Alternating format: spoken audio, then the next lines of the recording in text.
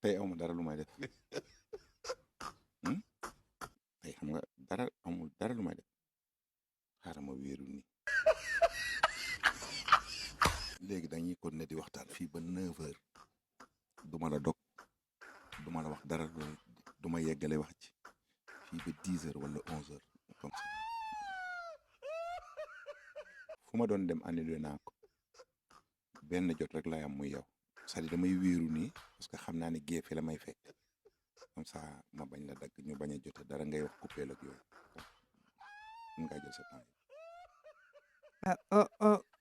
ok papa dama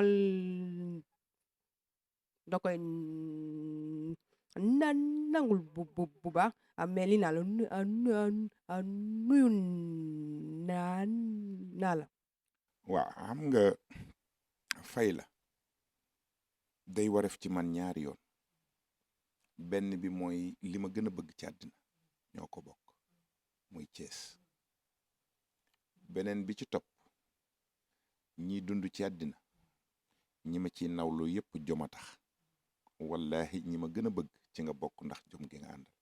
ñi ngi lay dalal bu baax di la ziyaar di la nuyu di la jox sa wàccuwaay